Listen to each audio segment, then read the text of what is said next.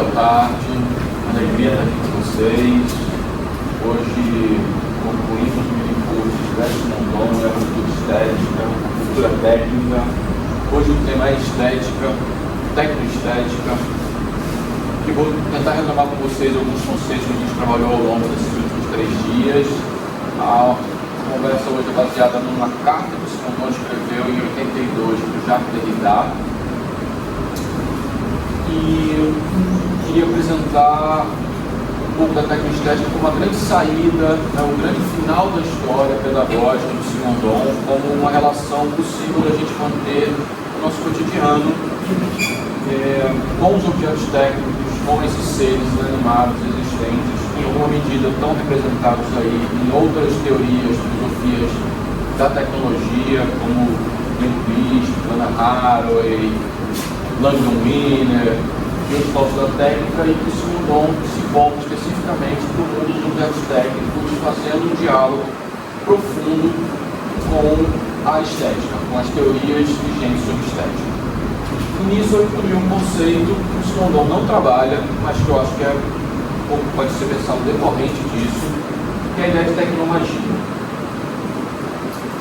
Eu dividi, e hoje é uma sequência maior de slides, mas eles vão ser um pouco representativos, como várias imagens, né?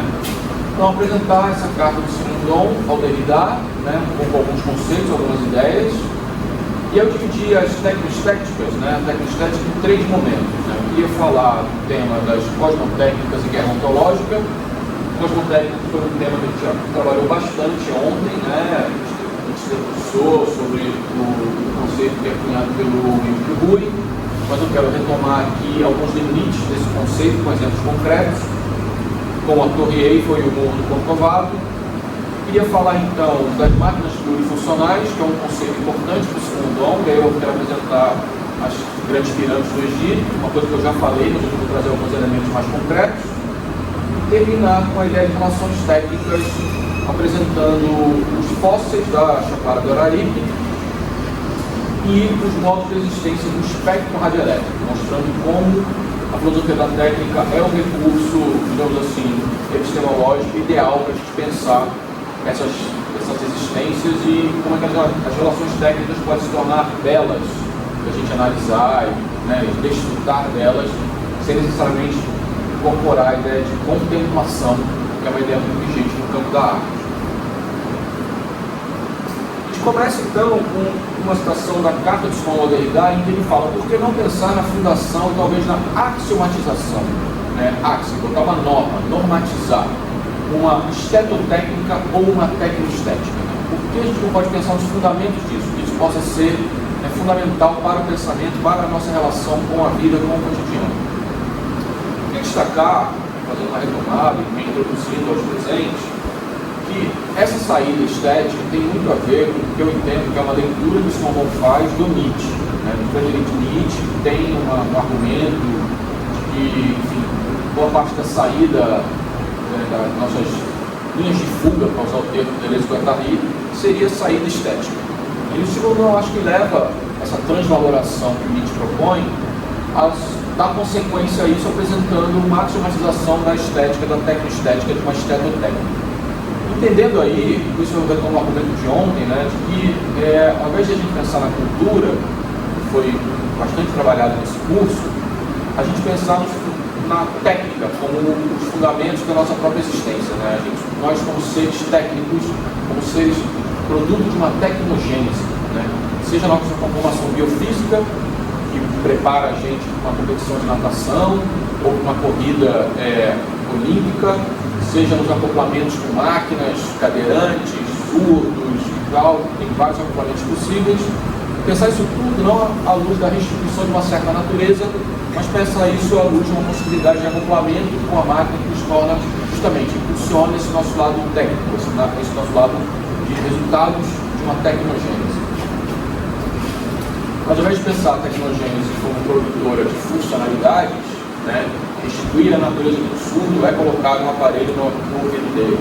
Restituir a natureza de um cadeirante, de um deficiente físico, que não tem movimento nas pernas, é dar uma cadeira de rodas para ele. Entender as potencialidades, não só funcionais, mas estéticas, tecnoestéticas que esses acoplamentos humano-máquina permitem. Um cadeirante definitivamente não é alguém que está sendo instituído na natureza, porque ele não vai ganhar duas pernas, ele não vai andar como um ser humano. O surdo que ganha um aparelho de audição, ele não vai escutar como um ser humano, ele vai poder sintonizar o rádio, escutar o telefone, a televisão ao mesmo tempo. Proporciona um outro tipo de relação que não é meramente funcional, porque não restitui uma natureza perdida, mas coloca ele em outro lugar, potencial de diferença. Esse aspecto da tecnogênese é o que a gente vai enfatizar aqui, voltado para os objetos técnicos, voltado para o mundo dos objetos técnicos, que é algo que faz falta nos discursos, sejam eles cosmotécnicos ou nos discursos culturais. O argumento central do Simondon na segunda tese do doutorado dele, depois eu retomo o mote desse curso, é gerar uma certa autonomia do mundo dos objetos técnicos em relação aos usos que nós fornecemos a eles. Os objetos não existem só para serem escravos da funcionalidade que nós atribuímos. Os objetos têm autonomia em relação a nós. Por isso que eles podem ser pensados em relação a outros objetos técnicos, por exemplo, colocando o humano como um grande maestro. A gente é um maestro de uma orquestra, a gente se comunica de maneira horizontal com os objetos. Nós não somos senhores da técnica, mas a técnica é conformadora de nós mesmos. Esse outro tipo de relação com a técnica é bastante original, difere bastante. Por exemplo, uma abordagem heideggeriana que propõe o esclarecimento do sujeito, como para entender por que a técnica nos fornece um outro tipo de verdade, que é o argumento central do Heidegger. O Simondon está preocupado com esse outro tipo de informação da verdade, mas entendendo que essa verdade também é produzida no mundo dos objetos técnicos, com e independentemente dos humanos.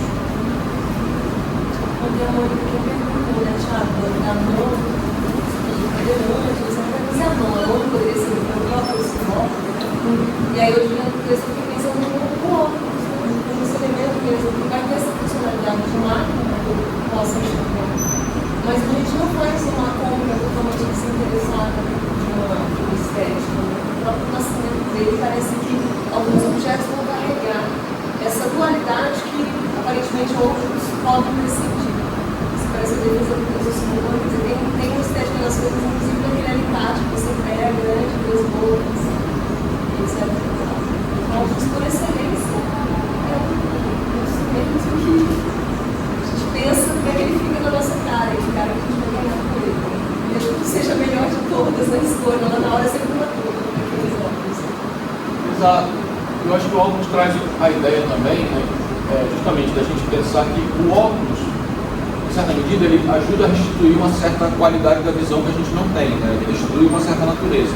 Mas ele também, ou seja, ele é plurifuncional, porque ele também adiciona um caráter estético, ele muda o formato do rosto, ele ganha E estendendo isso para, por exemplo, os óculos bifocais, ou eu sou um ciborgue que eu uso dois tipos de lente de contato. Hoje eu estou com uma lente de contato que é para enxergar de perto.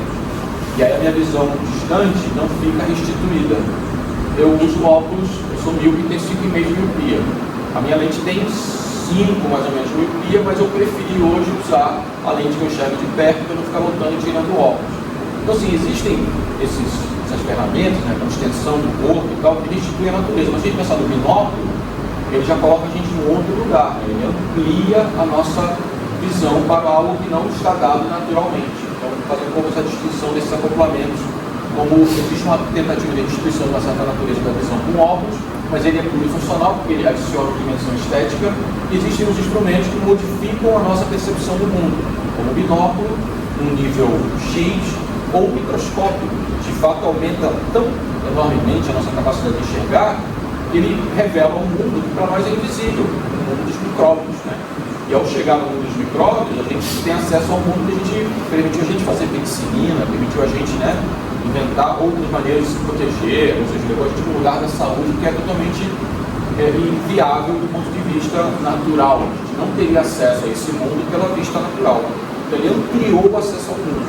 Então essa ideia de um instrumento como ampliador ontológico, né, ou seja, ele revela um outro mundo, coloca a gente num lugar de avaliação de como que a gente progride com os objetos técnicos, que é diferente de um objeto técnico que restitui uma natureza. A gente consegue resolver bem a questão do óculos, dizendo anatomicamente, o peso, tudo esteticamente, a cor, a profundidade da lente. O médico mesmo, o oftalmologista, vai recomendar, não, a sua lente vai ficar muito grossa, considere usar uma lente de contato. Então, certas coisas que meio que resolvem aqui no campo físico. Agora, quando a gente fala de instrumentos, como o microscópio, a gente está falando de uma revelação de um mundo ontológico que é totalmente outro. Como é que a gente estabelece um modelo de progresso técnico que não seja baseado no modelo físico, em que a gente possa ter uma interação, que o corpo vai ser o mediador desse progresso? Aí a gente entra no conceito que a gente trabalhou exaustivamente ontem, que é o da tecnicidade. Falo em tecnicidade porque ela vai estar presente aqui hoje também nesse momento da tecnoestética, mas adiantando que ele é o grande conceito que retira do corpo esse advento do progresso técnico, coloca no campo dos valores, da transvaloração, aquilo que a gente pode considerar como evolução técnica. Pensando na linguagem como instrumento, porque você sempre tem batido muito na ideia do discurso versus o que vai além do discurso. E eu ainda não consegui encaixar a linguagem. Às vezes a sensação é que a linguagem não entra nessa equação como objeto técnico, ela não é pensada com o mesmo carinho que o motor é pensado. Maravilhoso, assim, insisto, a linguagem, ela tem no Simondon um modelo de progresso próprio, como tem a religião. E em cima da cisão em relação a esses dois modelos, que ele vai pensar o modelo de evolução técnica do objeto técnico como autônomo, em relação à evolução da linguagem e em relação à evolução da religião como crença. Porque justamente esse foi o mundo que ficou relegado à funcionalidade, não tem dignidade. A língua a gente tem a poesia, a gente tem outras maneiras de pensar esteticamente, a gente resolveu isso lá de trás, né?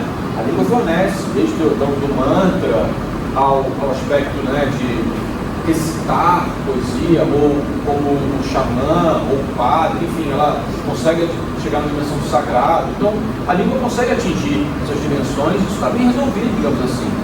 No campo religioso, então, e da língua, a gente está tudo bem. O problema é que a gente pegou os objetos técnicos e relegou a eles o caráter de função, objeto inanimado, sem dignidade nenhuma. E o que a gente faz quando o conjunto de matéria fica obsoleto? A gente joga fora. A gente não tem noção do que a gente está fazendo, no sentido que não é só o plástico que vai parar na barriga dos peixes. A gente está falando, são vários anos que tem insistido, né? Que é um problema muito grande, a questão dos celulares. A obsolescência programada coloca os celulares que vão parar na mão de crianças em Gana, para fazer reciclagem de metais terra rara. E a extração intensiva de metal terra rara pressiona a extração desse metal na Amazônia. O mercúrio, que vai poluir a terra e vai chegar a invadir terra indígena. Então, assim, essa cadeia operatória, essa cadeia produtiva dos objetos técnicos, não é mais possível a gente continuar vivendo cercado de objetos técnicos por todo lado, alienadamente, né? Achando que eles são um conjunto de matérias que você joga fora como se estivesse jogando fora uma caixa de banana, né? Que seria um pouco o argumento do livro bicho, que a gente volte ao estado de natureza, abdique de todos os seres artificiais, porque eles não são recicláveis, né? Então vamos voltar e vamos viver dos orgânicos. Os orgânicos, sim, os orgânicos se reciclam. Os orgânicos estão incorporados na Terra.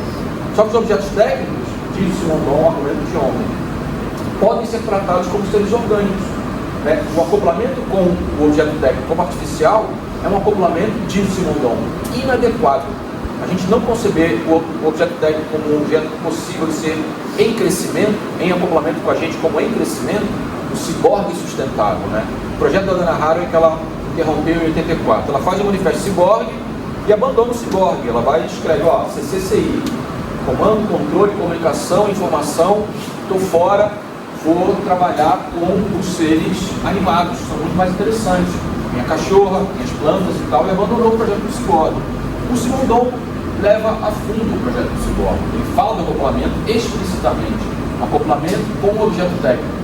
Só que o acoplamento com o objeto técnico, ele é equivocadamente entendido se a gente pensa no objeto técnico como um ser artificial, tal como pensa Nego Bispo. Embora as afinidades sejam profundas, tá? Isso aqui não é uma oposição. Nego Bispo propõe na sua metafísica muitas proximidades com o que está falando Haraway e o que está falando Simondon.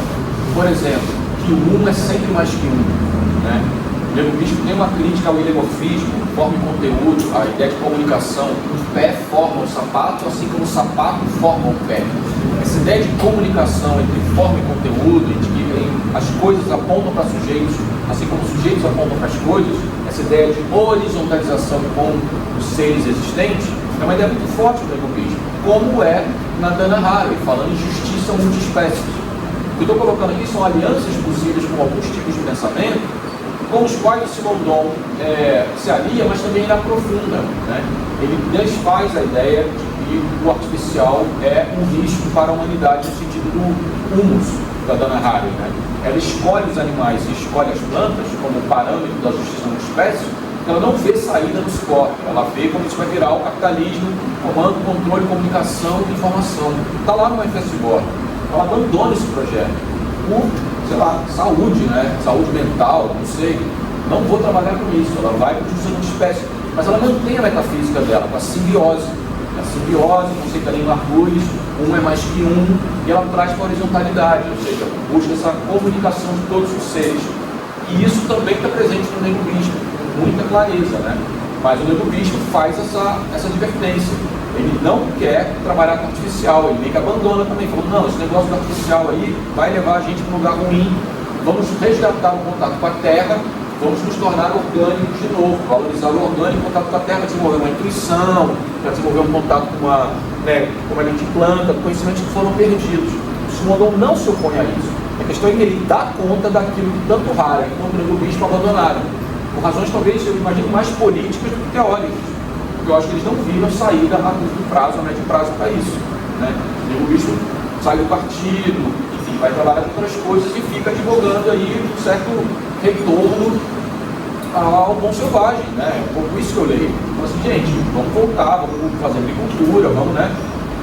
Desqualificar o discurso acadêmico, no sentido que vocês produzem conhecimento dentro de quatro paredes, mas vocês não têm nenhum conhecimento aplicado na realidade. Enfim, tem muitas críticas que são muito pertinentes, né? São aliados, gente. O que eu estou colocando aqui são só algumas nuances do pensamento deles, que eu acho que o Simondon dá continuidade. E é por isso que eu escolhi Simondon. Eu peguei aqui um manuscrito do Simondon, a gente tem um pouquinho do deleite da caligrafia do Simondon. Essa é a carta que ele escreveu, o manual, para o Jacques Derrida. Está traduzida, tiveram acesso ao texto, né? Ele diz, a estética não é apenas, nem primeiramente, a sensação do consumidor da obra de arte. É uma crítica, a gente trabalhou bastante na ideia da arte como algo contemplativo, né? A arte não é algo que a gente contempla.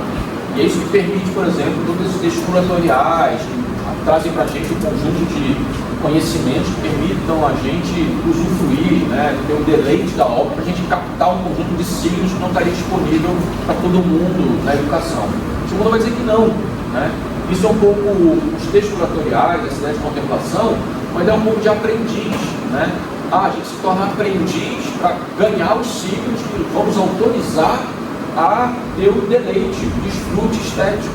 O Simondon não trabalha com isso. Ele refuta a ideia de aprendiz.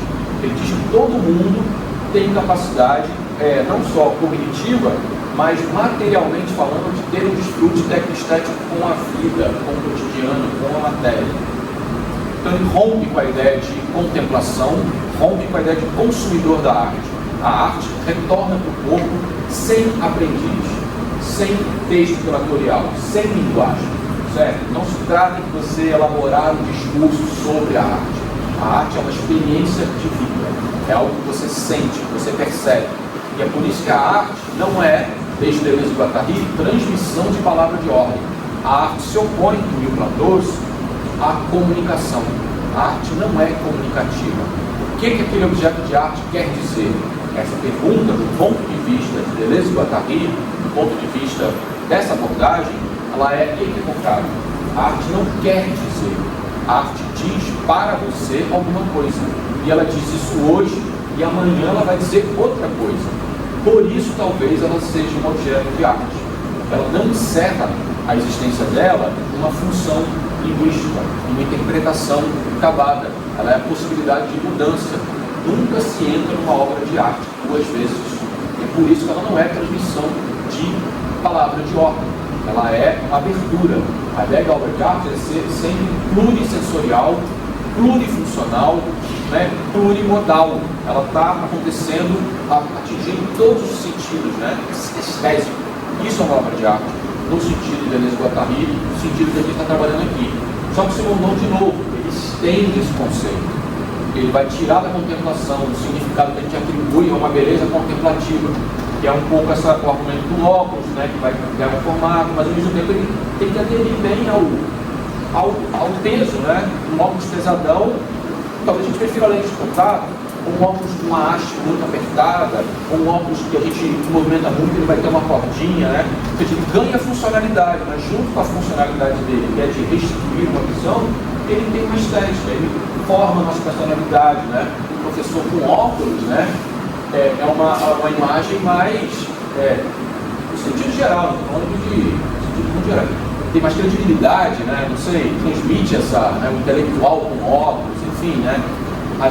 Vou fazer as chamadas, né, pela internet, não raro, as pessoas colocam a sua câmera e atrás tem um monte de livro, né? Isso transmite um certo conhecimento, uma imagem de conhecimento, né? Eu, por mim, penduraria um monte de pendrive, né? Falar, vocês têm 1.000 livros, eu tenho 3.000, né? Enfim.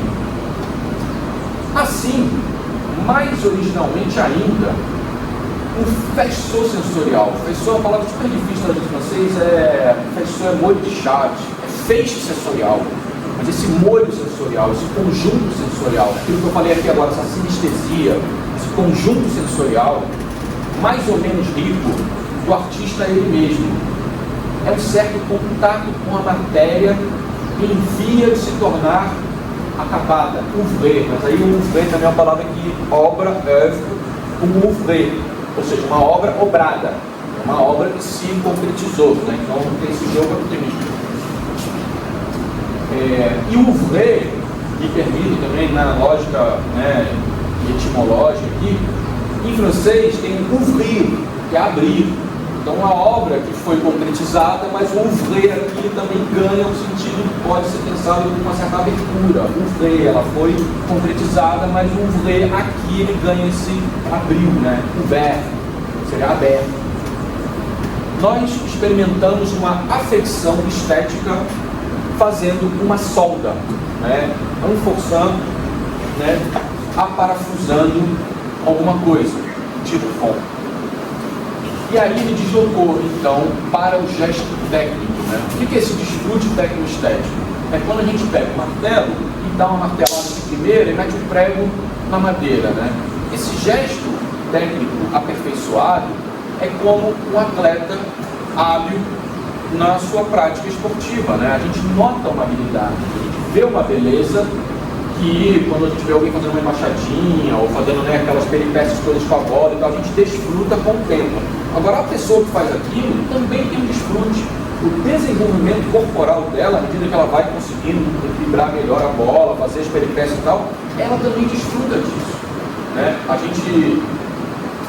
natação, corrida, enfim, qualquer coisa. E aí o psicólogo traz para o gesto técnico com a ferramenta, que é a extensão. Quer dizer, a primeira vez que a gente pega o martelo, uma criança pega o martelo, e eu vou usar esse exemplo também como parâmetro das diferenças, né? A gente talvez não acerte de primeira, né? Existe uma prática, uma habilidade que vai ser desenvolvida para que a gente chegue na martelada perfeita. Só que essa martelada perfeita, ela é uma relação entre o martelo vai ser adaptado ao nosso próprio gesto técnico. Essa martelada perfeita, por exemplo, para dar uma pregada de um prego grande, talvez não seja conseguida por uma pessoa mais forte com um martelinho pequeno. Esse martelinho pequeno talvez seja o martelinho perfeito para uma criança pegar e dar a martelada perfeita dela. Ou seja, não está nem no objeto, nem na pessoa a técnica estética, ou seja, o desfrute, está no encontro do braço, do gesto técnico com o objeto técnico, né? Não reside no martelo, no peso dele, na característica dele em si. E essa avaliação que o Simondon traz, ou seja, pensar o próprio gesto técnico como meta estável, que vai variar de acordo com esse encontro. A gente vai adaptar, então, você vai descobrir que talvez um martelo mais pesado seja mais perfeito para você dar martelada. O jeito de pegar, o material no qual ele é feito, isso tudo vai variando para você chegar no gesto técnico aperfeiçoado. Nesse gesto técnico aperfeiçoado, você vai desfrutar, né, com a sua martelada perfeita. Esse desfrute é a passagem da contemplação para a técnica estética. Né? Você, sem dissociar totalmente, né? Porque uma pessoa que olhe a martelada perfeita, uma pessoa que olha a habilidade, vai poder também desfrutar disso. É isso que a gente faz, por exemplo, quando a gente vê o que a gente chama de futebol arte, né? Meu filho, os ingleses inventaram o futebol, e o Brasil inventou o futebol arte. Né? Quer dizer, a gente joga, tem uma coisa, isso hoje é mundial, mas enfim, tem essa ideia de a gente ter o futebol não ser só quem faz mais gol, né? A gente às vezes não gosta de ver, tem pessoas que passam por futebol que não gostam muito de ver o futebol europeu, o futebol porque ele é muito pegado, é muito matemática, é muito estratégia.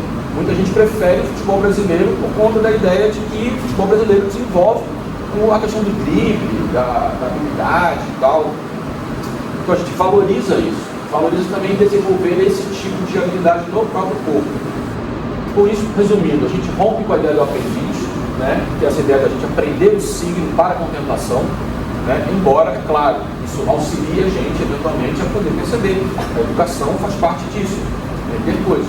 Mas a técnica estética não pertence a esse domínio, não pertence ao domínio da linguagem. Ela é restituição do contato direto com a matéria. E nesse contato direto com a matéria que nos foi tirado historicamente, porque quem trabalha com mão na massa é o artesão, a base da pirâmide, né? Quem tem conhecimento é o engenheiro, é o universitário, é aquele que é preparado para administrar. Né? Existe uma classe que é colocada socialmente como subalterna, que é a classe do técnico, que faz os reparos manuais. Na nossa pirâmide isso não é tão valorizado. Tal como é, por exemplo, em outras culturas, foi trazido aqui o exemplo do japonês, e eu tenho citado, né, o exemplo do bricoleur na França. Na França se busca um bricoleur, um cara que tem conhecimento de como resolver problemas na gambiarra, né, improvisando. Então esse é um tipo de conhecimento que eventualmente é valorizado. Na nossa cultura, né, digamos, de país subdesenvolvido e tal, ainda associada à precariedade, né? Uma gambiarra é uma coisa pensada ainda como um improviso fadado a um eterno reparo, uma coisa provisória, sendo que para o Simondon ela é propriamente uma aplicação da técnica estética. Né?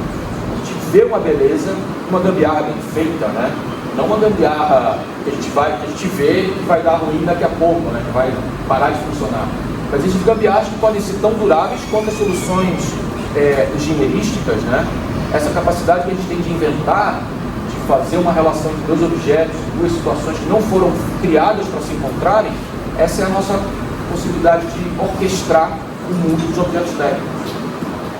Sermos maestros da técnica. A cultura, então, está desequilibrada porque reconhece certos objetos como objeto estético. O objeto estético que a gente reconhece, né, os quadros, a pintura, a escultura, eles têm o lugar deles, o museu, a exposição e tal. Mas confere com isso o direito de cidadania no mundo das significações, né? Que são o quê? Objetos estéticos são objetos sem função, sem utilidade. A gente consegue conceber objetos sem utilidade na nossa cultura. É incrível, essa é a provocação do Simondon. Como é que a gente não concebe na nossa cultura os objetos estéticos feitos aí para ocupar museus, em casa, não tem função para a contemplação, mas o mundo dos objetos técnicos não tem significação nenhuma. Né? Ou seja, a gente não entra nem no mundo da escultura, embora a gente tenha materialidade, né? Embora a gente tenha design hoje que possa fazer essa transição, né? As cadeiras multifuncionais, as cadeiras de material, a cadeira com assinatura, a cadeira com reciclagem e tal, a gente já consegue isso. Mas o mundo dos objetos técnicos, em geral, ele é pensado para só ter funcionalidade, ele é um conjunto de matérias sem significado. E os objetos técnicos, então, pertencem ao mundo sem estrutura, ou seja, daquilo que não tem significação, apenas um uso, apenas uma função útil. Esse é o cerne da crítica simondoniana em relação à cultura técnica alienada. A relação entre arte e tecnologia deve, portanto, ser entendida desde o início em ambos os lados da relação estética, do lado do artista e do lado do amador, sem que corremos o risco de reduzir o problema tecnológico da arte a um domínio limitado, como o da arte digital, ao passo que é toda a experiência sensível do mundo que está em questão. Isso aqui me lembra, um termo de arte digital, para citar para vocês, eu tive num GT em Belém, em que foi apresentado um projeto de um artista em que ele coloca, ele recolheu o arquivo de um museu, todos os dados disponíveis, ele botou um algoritmo para rodar os dados, ele faz disposição e o algoritmo do computador gera uma imagem, projeta no hall de entrada no museu, uma imagem gerada a partir de um algoritmo que processou todos os dados do arquivo desse museu. E aí é um baita artista, ganhou o nome internacional e tal, porque ele estaria fazendo uma meta estética, porque ele estaria a história do museu via algoritmo para ser projetada como imagem e tal. E a pergunta que a gente fez foi, mas a imagem que a gente está vendo, ela poderia ser gerada por qualquer outro tipo de processo de dados. a gente não vê o processamento dos dados do museu em si, isso é contado no texto curatorial. Né? Então, o desfrute estético, todo o argumento de que a gente está vendo o arquivo do museu naquela imagem, é, na verdade, uma projeção, né? Uma colonização do significado. A gente não está vendo aquilo, a gente está vendo uma imagem. A gente está vendo uma imagem que poderia ser processada por um algoritmo qualquer. É isso que ele está chamando do problema da arte digital, né? Que ela precisa, da arte digital, ou de uma contemplação, ou de um aprofundamento sobre como você projeta ela, codando ela.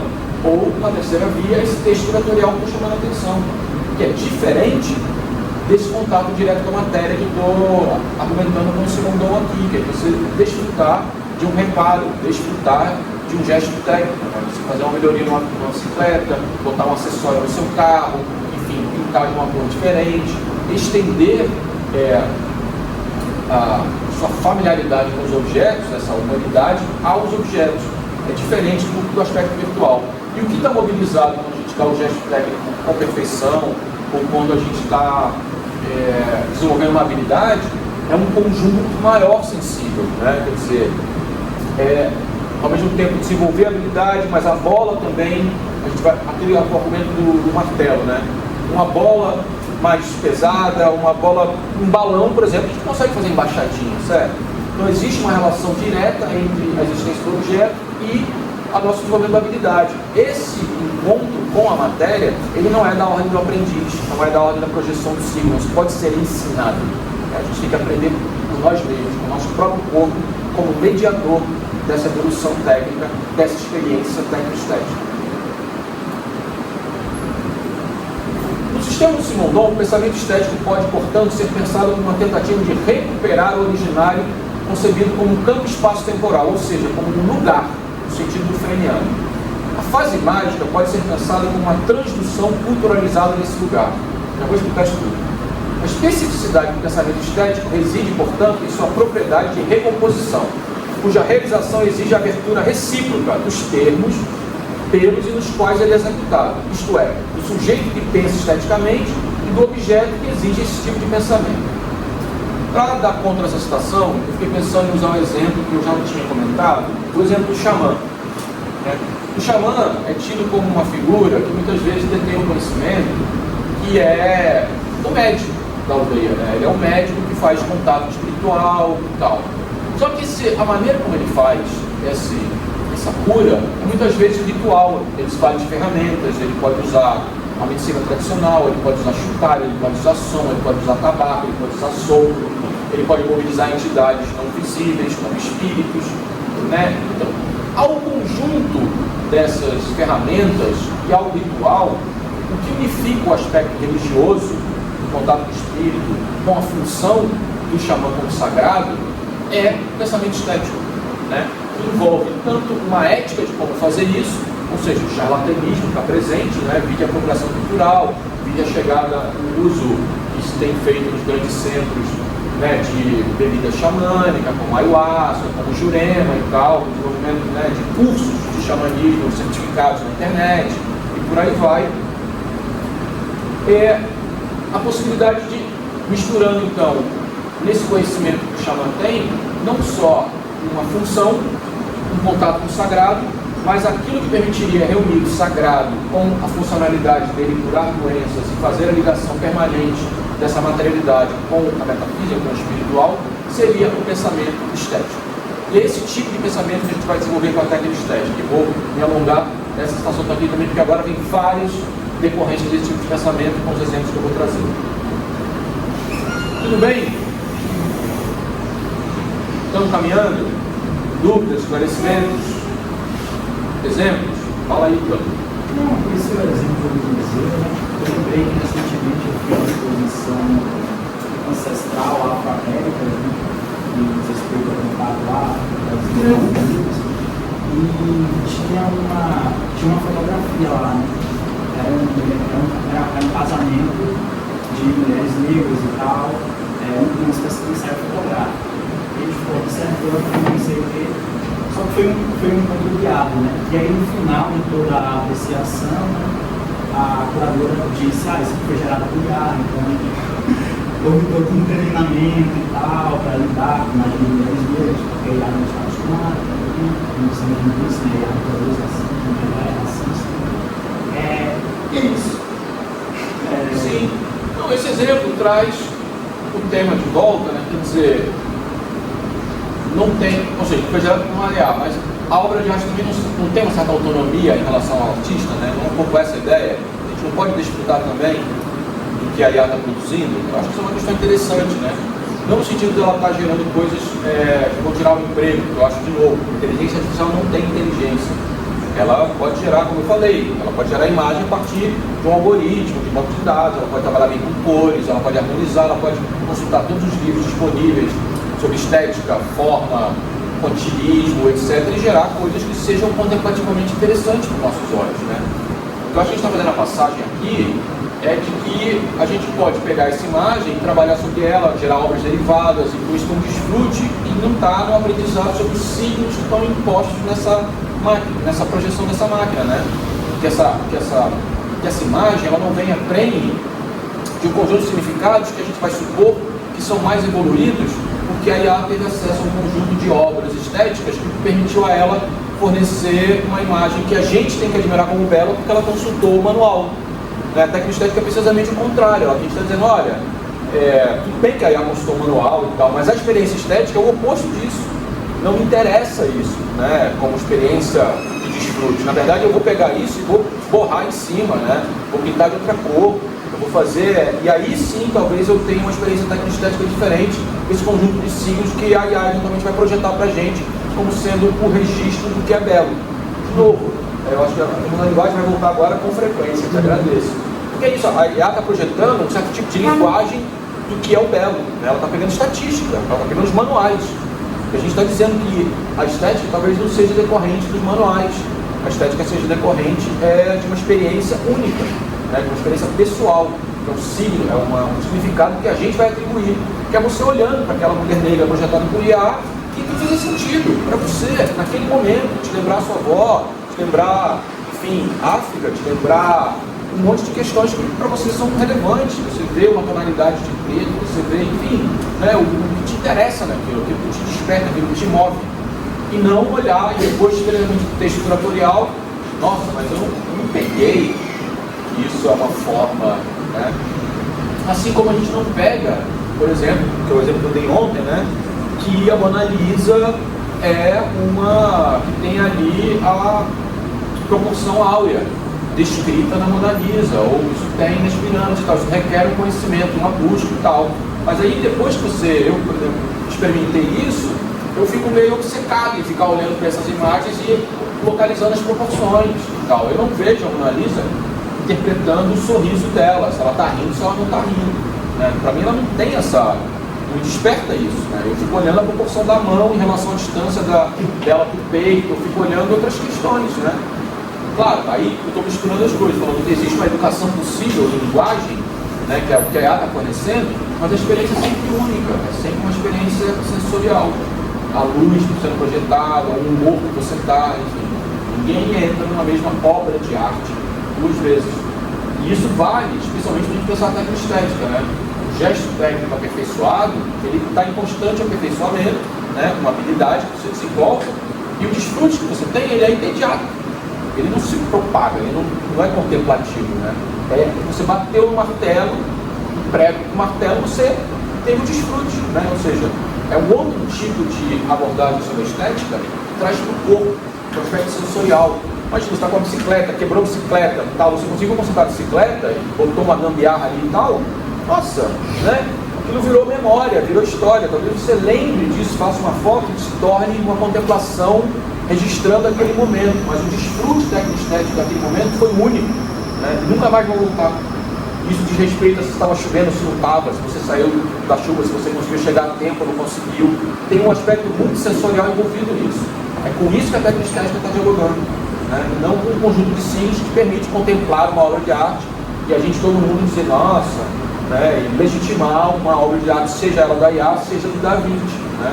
Que é o exemplo que eu... Mas isso não liga, essa perspectiva não liga a análise não tira a perspectiva ideológica da cena.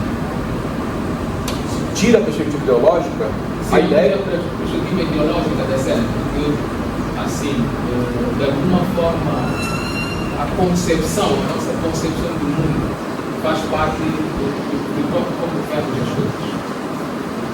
Perfeitamente, mas a ideia é de conseguir unificar isso no corpo, independentemente da ideologia, independentemente da cultura e da maneira como a gente vê. Cada visão de mundo vai atribuir um significado, mas o fato de você fazer a sua gambiarra e a outra pessoa fazer a gambiarra resgata uma relação direta com a matéria que independe da cultura. É uma relação primeira que antecede a cultura. O significado vai ser criado e codificado depois. E é por isso que a gente está lidando aqui com um ser humano que não é o ser humano codificado, o ser humano cultural. A cultura é algo que se produz depois desse contato primeiro com a matéria.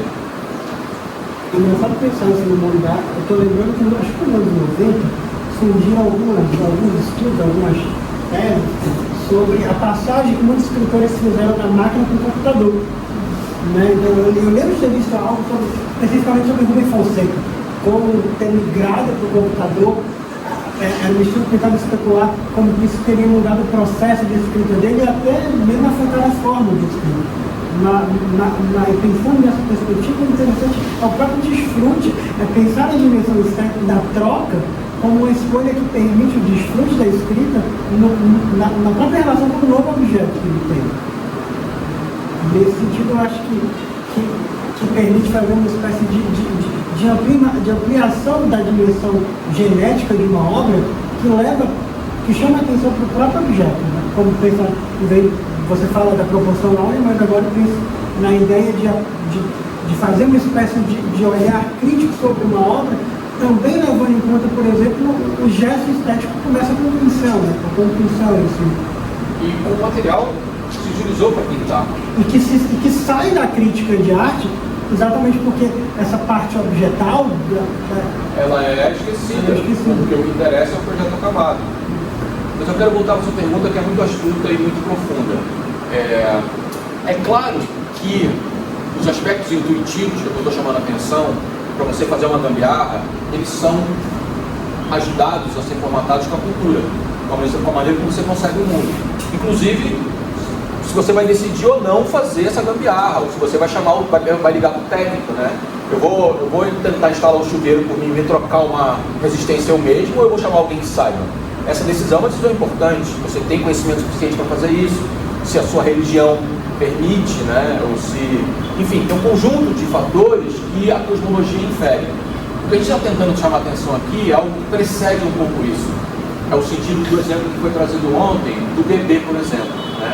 Independentemente da cultura, quando você dá um paninho para um bebê, ele está no sentido winnicottiano, né, que foi trazido, né, criando um exterior, criando uma relação com algo externo, que vai ser uma alteridade, algo que ele começa a identificar com algo que é diferente do corpo dele, ou que ele dá. Eu poderia dar várias interpretações para isso, como é a educação do Steiner, né, educação Waldorf, do Montessori, que as crianças são colocadas para ter contato com madeira, não tem brinquedos de plástico, tem um outro tipo de tactabilidade que está envolvida ali, a altura dos livros Montessori, para que as crianças vejam os livros na mesma altura. Então isso na educação é muito importante, isso independeria, em certo sentido, da cultura. Quer dizer, a ideia é de que você consiga colocar as crianças em relação direta com o mundo, que é como as crianças são criadas, por exemplo, em aldeias indígenas, ou nas matrizes que têm contato direto com a terra, né? No sentido da educação que eu estou chamando de atenção aqui, Waldorf, por exemplo, as crianças não vão ser letradas até os 7 anos, porque elas têm que aprender primeiro uma habilidade, contato direto com a matéria. Então, o sentido disso, de chamar a atenção para esse estágio pré-cultural, né, é que, é claro que a cultura é uma dobra, né, ela não caminha nunca fora. Só que o mundo com o qual a gente está tentando dialogar aqui é um mundo que precede e excede a cultura. Ele é um pré-individual. A cultura é, em certo sentido, um conceito conservador, porque a cultura é aquilo que singularizou-se de um mundo de potenciais que continua disponível para a gente singularizar novas formas. E é isso que as culturas são. Uma singularização de um estado pré-individual que cada cultura estabeleceu uma relação com o mundo e foi com uma linha filogenética por aqui, uma relação de mundo assim, uma cosmologia assada, etc. Nosso interesse aqui, de tentar estabelecer a técnica estética como um parâmetro universal, humano, possível e necessário de restabelecer, é tentar esse resgate do contato direto com a matéria para que cada sentido seja explorado, que vai ser codificado e singularizado pela cultura. Temos a cor, mas o mundo que está colocado aqui é pré-individual, ele é antes da singularização, é resgatar esse sentido, e ele é pré-individual também porque ele justamente, nesse contato prévio, ele se torna de novo mágico, que é aquilo que a técnica e a religião separaram. A religião, a linguagem foram para um lado, para cada cultura codificar sua cosmologia, atribuir um significado para o mundo, e a técnica foi para o outro, porque aí a técnica se desenvolveu, cada corpo, cada cultura com a sua ferramenta. O que é, no sentido simondoniano, a unidade mágica primitiva, onde essa tecnomagia vigora? É nesse exemplo que eu tentei trazer aqui do xamã, é onde as duas coisas estão unificadas, as três no caso, né?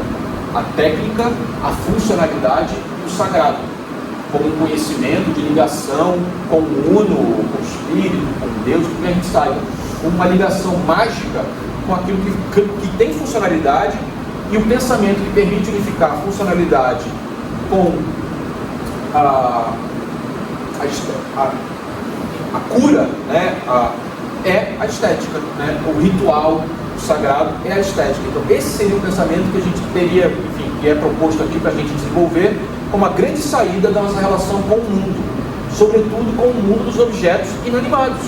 Ao invés de concebê-los como conjunto de matéria possível de ser descartado sem nenhuma dignidade, que a gente conceba o que há de pensamento humano depositado, que tipo de significado a gente pode atribuir a eles, no sentido estético, e não só no sentido que o Nego Bispo traz, né? Reciclar, trazer de volta, ele critica isso também, né? Fala, não, a gente não está só restituindo uma funcionalidade, a gente está botando nisso vida, colocando conhecimento de novo. Então, mais do que isso, o Senhor está chamando a atenção para o sagrado que isso guarda, né? Para uma restituição de um pensamento mágico possível de desenvolver um pensamento estético. E a estética é a reunião dessa multiplicidade de relações que a gente tem com o mundo. Estamos caminhando?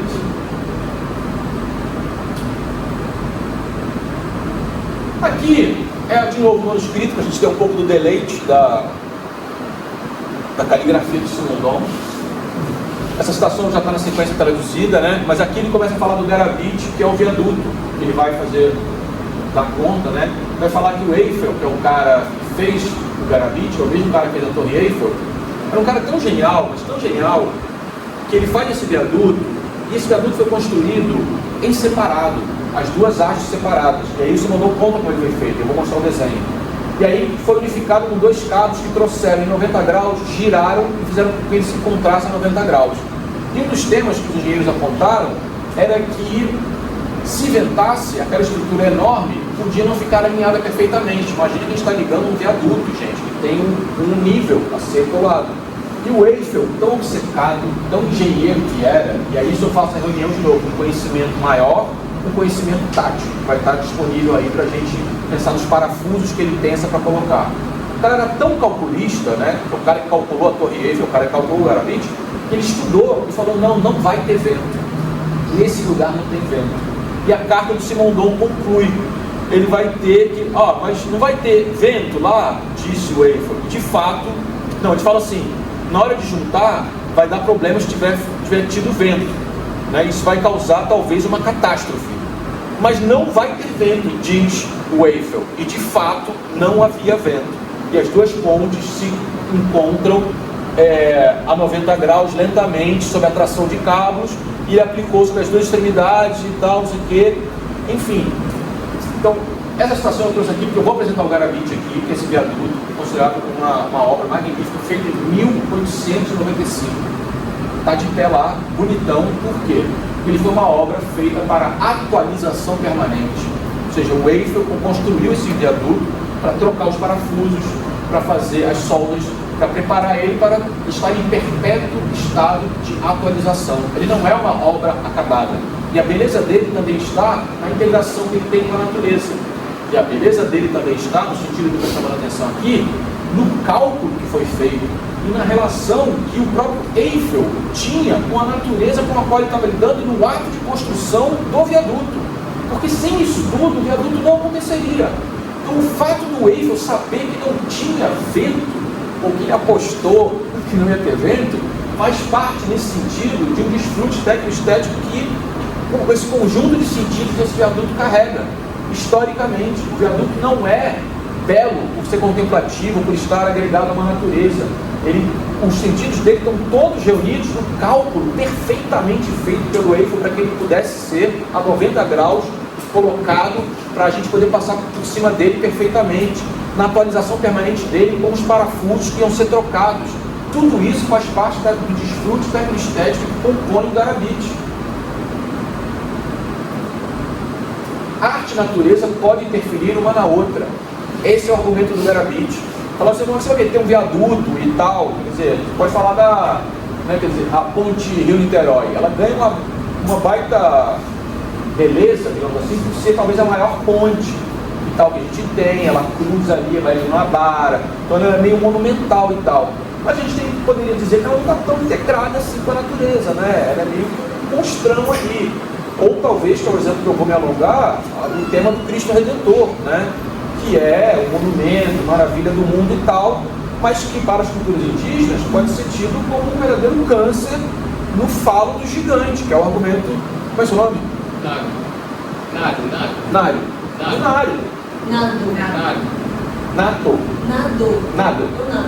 Nada. Valeu, nada. Que é argumento nada, questão cosmológica, né? Que eu vou chegar a aprofundar um pouco no tema da guerra ontológica. Quer dizer, então aquilo que é uma sétima maravilha, uma maravilha do mundo, né? O Cristo inventou um monumento no ponto alto do Rio, também pode ser visto para outras culturas como um objeto aberrante, né? Como algo fora de escala. Quer dizer, o Cristo, um falo do gigante adormecido do Tupinambá, né? Mas vou voltar aqui, isso já vai ser a sequência, estou me adiantando. Trata-se propriamente do Garabite, né, de uma obra técnico-estética perfeitamente funcional e bem-sucedida, bela, simultaneamente técnica e estética, estética por técnica e técnica por estética. A fusão intercategórica. Isso está na carta do Simondon ao Derrida. O que está presente aqui também? O argumento do Nelubiris, o argumento da Dana Haraway, que é a simetria, que é a relação de comunicação entre os seres existentes. Não se trata de colocar uma obra sobre a natureza, ou seja, de domesticá-la, fazer uma obra que a natureza então foi subjugada, a gente conseguiu botar uma ponte que vai conseguir atravessar um rio. Então o humano venceu.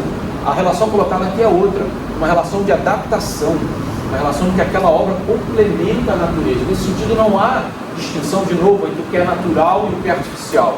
A ideia é de que essa obra possa se integrar de tal maneira, numa fusão estética, em que a estética possa funcionar como conceito que unifica. Essa ponte faz todo sentido nesse lugar. Essa ponte enalteceu o lugar, essa ponte ficou bonita. Esse lugar ficou mais bonito com essa ponte. Ou seja, muda a relação de apropriação sobre o lugar de domesticação para uma relação intercategórica, de comunicação entre os entes. Esse é o Garabite na planta. 1885, né? Os caras construíram, puseram lá e o bichinho girou a 90 graus até se adequar perfeitamente na altura um do outro. Imagina a quantidade de cálculos que foram feitos para isso acontecer, a perfeição que foi feita na altura para que o negócio ficasse reto. Ou seja, uma obra de engenharia monumental, mas ela não estava pronta, ela ainda tinha que ser acabada. E a maneira de fazer o acabamento dela foi girá-la a 90 graus na ausência de vento, porque se ventasse com uma obra desse tamanho, ela deslocaria e impediria o encontro perfeito. Mas como não tinha vento, como disse o pai dos ventos, o Eiffel, né? Sabe lá como ele chegou a essa conclusão, se ele sonhou com isso, ou sei lá, a obra ficou perfeita. E essa obra aí está lá até hoje, iluminadíssima, as pessoas vão para lá para ver essa obra, para transitar sobre ela, enfim.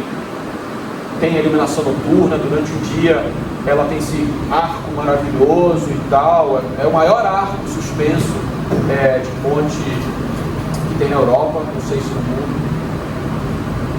E desde 1885, está lá, em perpétua atualização, funcionando, com o trem passando por cima, tudo certo. Né? Mas aí assim, que nós esse livro cá, ele fala dessas coisas quase que orgiásticas, né? Essa coisa orgasmática, que encaixa muito perfeito, isso gera prazer com você, macular certo, enfim, soldar, fazer a coisa. Só que aí, voltando até no que o Bruno falou dessa transição, também a gente vive um momento de outra transição, né? Mas aí, essa transição do cara que está na máquina de escrever vai para o computador. E aí tem alguns textos, assim, de começo do século, que falam da transição contemporânea, que é de quando a gente sai do manual e cai na máquina de escrever. Lança o seguinte, lança o seguinte, isso é o cinematográfico das letras. E fala do desconforto dos escritores entrarem no mecanismo, porque ele é muito barulhento. E assim como os gramofones, né, o advento das vitrolas, então a técnica chega e ela chega de uma maneira que perturba. Então, assim, eu tenho esse movimento, mas ele é, de certa forma, é sempre invenção na paisagem, você vai fazer essa coisa dialética, é sempre simples. E por outro lado, você também tem a coisa que é muito silenciosa por excelência, né? É uma intervenção no espaço, você tem a outra como uma intervenção que parece que está nas nossas casas, que os caras estão demonstrando todo o desconforto, então no Machado, no Barreto, todo mundo também cansado, soltando mesmo com essa mecânica, que vai ser imposta, a gente vai passar por ela, vai se acostumar, né?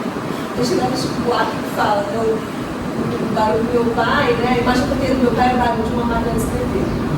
Mas, daí eu fico pensando, por exemplo, nos paredões que a gente tem, que é um advento de uma técnica, quer dizer, tem uma estética ali, né, por excelência também, tem, né, um jeito de fazer arte, de pensar a arte, a música, mas que vão causar desfrute e uma série de transtornos também.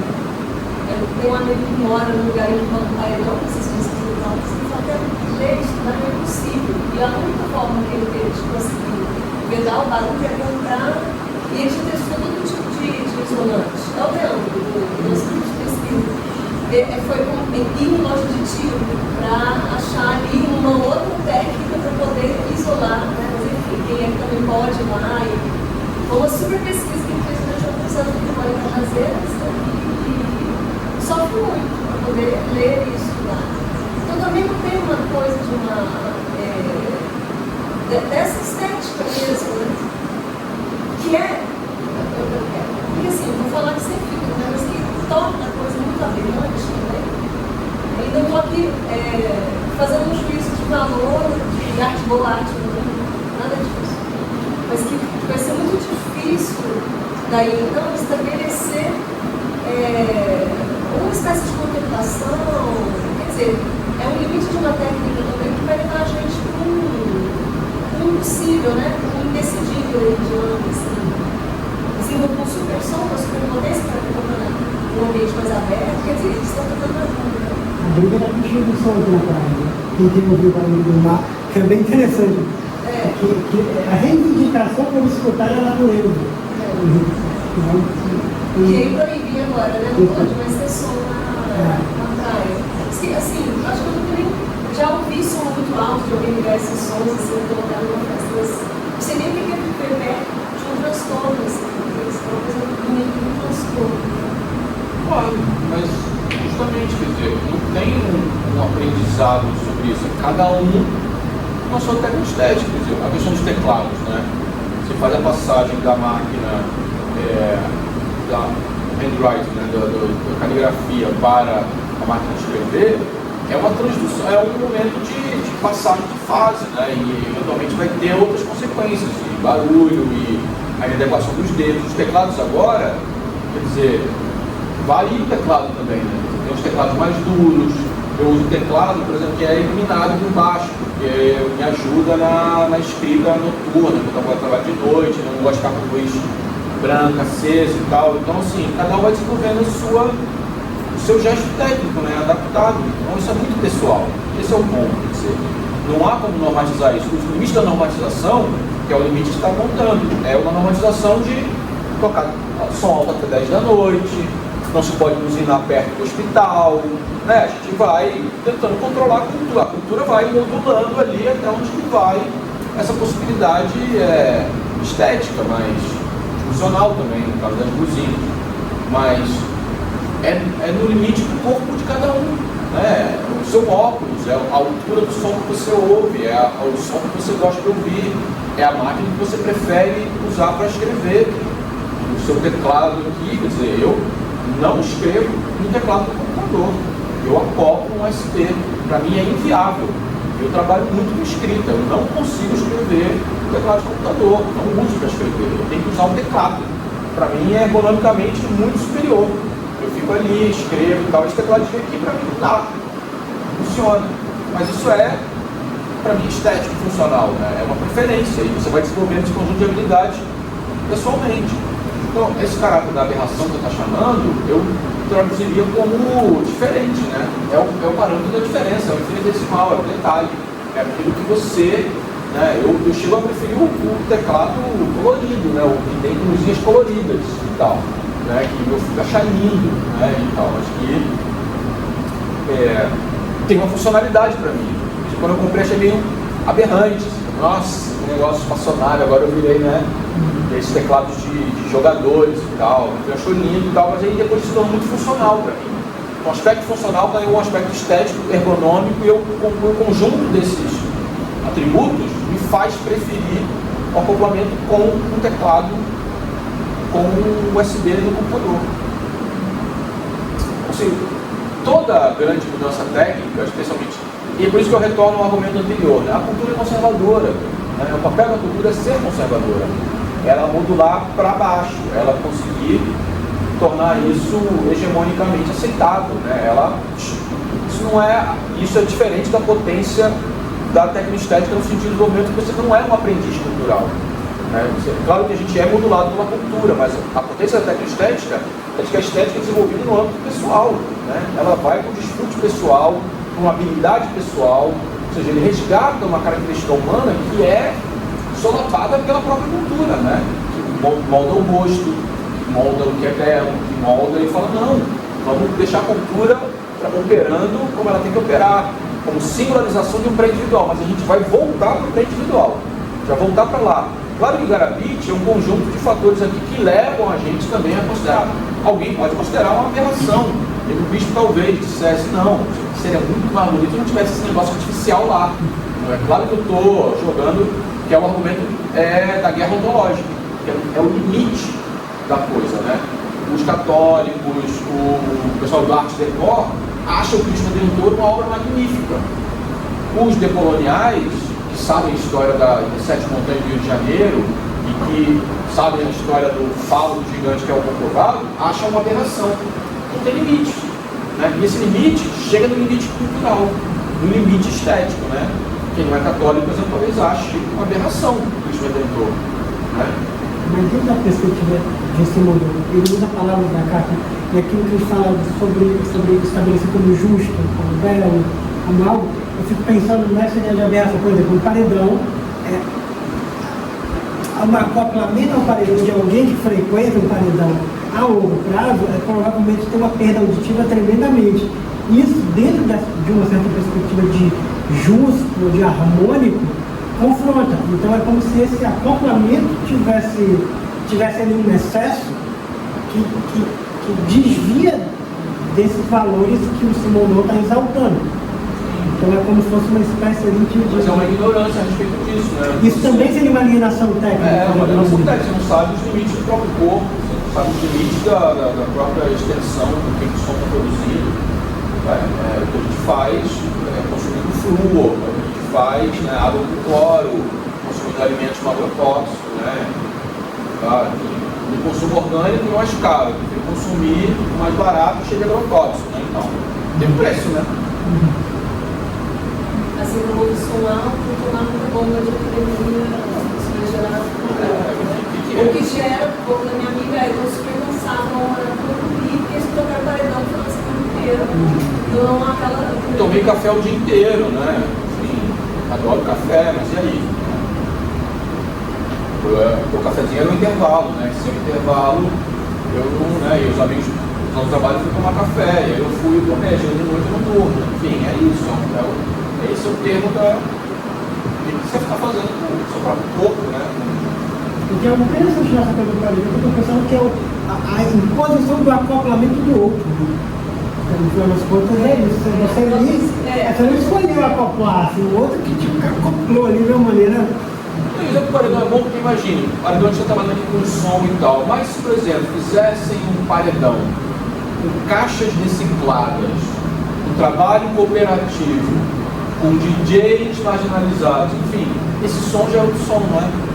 Ou seja, já é outro momento, ou seja, o som mesmo que atua no corpo, talvez você se dispusesse a, talvez a vizinhança respeitasse, né, se fosse localizado de outro sentido, ou seja, ganhasse pela cultura uma modulação que permitisse que isso fizesse algum sentido, não só de ser um bando de adolescentes, jovens e tal, ouvindo som todo alto, a repetição disso da exaustão, né? Essas coisas ganhassem uma singularização né, a partir do pré-individual, e aí isso ganha um outro significado. Você vai para o paredão para significar a comunidade, atrair gente. O exemplo dos baile funk, que eu já passo, né, que entrou em debate aí na Câmara de São Paulo, né? É o lugar luminoso, lava dinheiro, é o lugar dos alvos. Gente, é a festa da semana da galera. É onde o pessoal vai e faz a vendinha do cachorro quente, o ambiente da economia, as pessoas se reúnem. Tem múltiplos significados, né? O funk não é a propagação do som, nem as letras são a ideologização do. Né? Tem um monte de coisa envolvida ali. Esse plurissignificado, essa singularização pela cultura, das diferentes culturas envolvidas, é que é a riqueza disso tudo, né? É o que o parâmetro estético pode chegar. O que significa para cada pessoa, para cada documento. E parece ser uma questão de guerra ontológica também, quando a gente vê essa cena. Sim. O cara que quer estudar e eu estou E uma juventude também. Mas eu queria voltar para a imagem da ponte, porque, por algum sentido também, ela pode ser uma espécie de paredão também, né? Esse trem que começa a passar aí desde 1895, de 1895 para cá, a gente tem um cenário acústico que mudou drasticamente. Pássaros passaram. Toda a existência antes de 1895 era uma outra paisagem sonora, e depois esse trem passando, ele provavelmente também deve ter mudado ali muita coisa da realidade da natureza. Mas o que eu acho que o que me chama mais atenção, assim, no sentido de modernismo que a gente está vendo nesses encontros em relação a essa construção,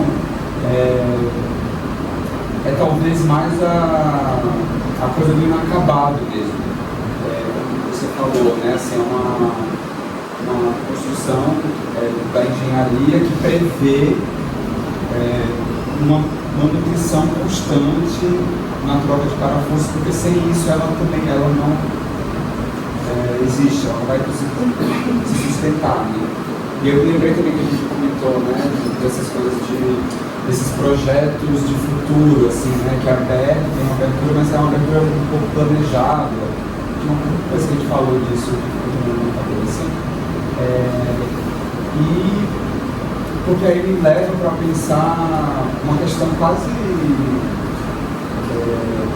tática, já que a gente está falando dessa diferença estratégica e tática, que poderia ser um compromisso da manutenção dessa ponte, porque também se não tiver quem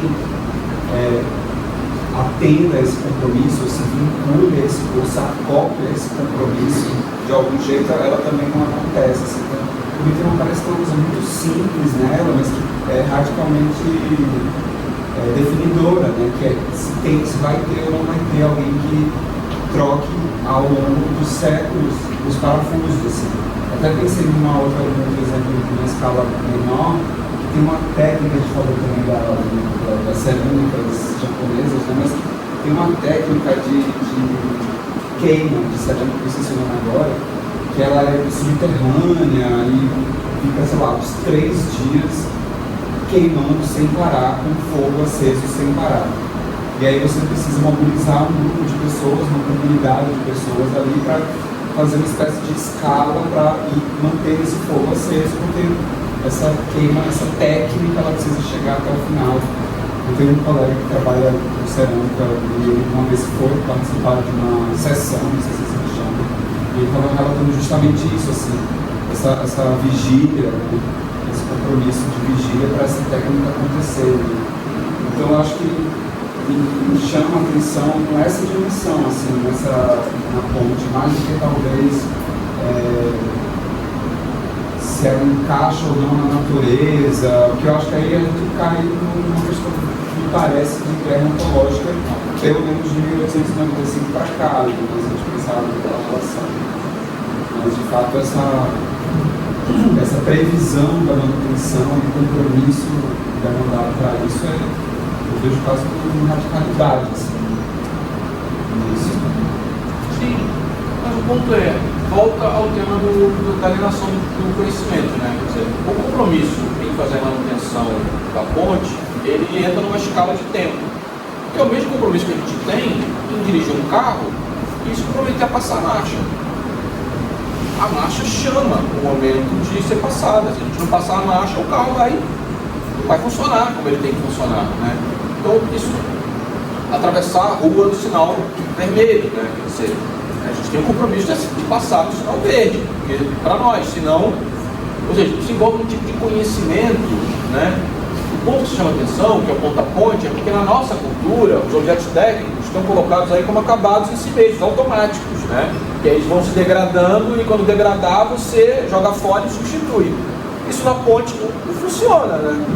Então eles vão fazer uma ponte para durar e tal, mas aí tá. Mas a grandeza dessa ponte, é por isso que ela está no exemplo da Cato Simondon do Derrida, é que o planejamento dela envolveu esse conjunto de elementos. Está no projeto, que vai desde o cálculo magnífico do Eiffel até os elementos. E aí, ou seja, pressupõe o reconhecimento de elementos do indivíduo ponte e do conjunto técnico que ela mobiliza, que é onde ela está situada na natureza. De fato, concordo com você, chama a atenção de um limite ontológico, né? Ainda que, nos termos simondonianos, essa ideia mesmo de uma natureza intocada, ou de uma possibilidade de uma contemplação da natureza, isso cai por terra porque isso não existe, assim como não existe um humano natural. A gente é o ser técnico, resultado de uma tecnogênese, enfim, de um conjunto de fatores que nos levaram até o corpo que a gente tem, nosso aprendizado do andar é técnico, tudo técnico não no sentido funcional, mas técnico estético, de aprender com os pais, aprender com a cultura, né? Essa é a nossa formação corporal, o pescador do arpão, o pescador do anzol, o atleta desenvolve uma habilidade de futebol e o atleta que desenvolve no basquete, o nadador, e os aspectos biofísicos influenciam sobre o desempenho.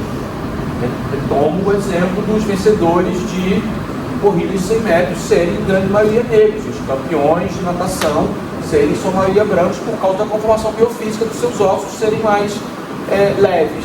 E por aí vai, ou seja, nós não somos em si, somos também seres culturais, os aspectos biofísicos não podem ser desprezados como seres técnicos, né? E nesse sentido a técnica substitui, nesse aspecto para individual, a cultura. De novo, ela precede e excede. O que a gente vai fazer com a nossa configuração biofísica excede aquilo que a gente fez culturalmente. A cultura é conservadora. A cultura singulariza uma potência que está nos nossos corpos anterior à conformação dela. Se a gente não tivesse tido o ensino Waldorf, se a gente não tivesse aprendido a correr com nosso pai, se a gente não tivesse, a gente não teria desenvolvido essa ou aquela habilidade, né? E essa habilidade não é em si também cultural, porque ela está numa habilidade de desfrute pessoal, técnico-estético. É por isso que o nosso corpo não é em si, a nossa relação de evolução técnica não é em si, não cabe nos limites do aprendiz. O desfrute que o mestre tem ao fazer a pintura, ao fazer a arte dele, jamais vai ser possível transmitir para o seu aprendiz, para o seu pupilo. Porque você pode contemplar o que o mestre faz, mas o desfrute que ele tem ao fazê-lo jamais será o seu. Você tem que desenvolver o seu próprio. Por isso que a categoria de aprendiz para a técnica estética não funciona. Não tem como aprender o desfrute técnico-estético. Você tem como vivenciar. De novo, a gente volta ao debate linguagem-vida, né? O discurso não é a vida, né? Tudo que o mestre disser pode te ajudar cognitivamente a desenvolver uma habilidade, a aprender os materiais, etc. Mas ele não substitui a experiência pessoal do seu corpo. Nunca vai substituir a sua própria vivência. E nesse sentido, ele é irrepetível. Cada gesto, cada momento é único. E aí, dando sequência exatamente o que você chamou a atenção, os objetos abertos. Citação do Simon Don, de um outro livro, traduzido, que é essa ideia dos objetos abertos serem mais evoluídos que os fechados. Uma fonte fechada de si mesma, talvez ela sucumbisse. Enferruja, como é o caso dos carros, né? Os carros são tornados obsoletos quando o conjunto de parafusos deles enferruja, e aí o conjunto técnico se torna condenado, mesmo com o motor em pleno estado de funcionamento. O carro foi feito para ter um motor que aguente, mas os parafusos são colocados e a solda vem por cima e os parafusos enferrujam, condenam o conjunto técnico.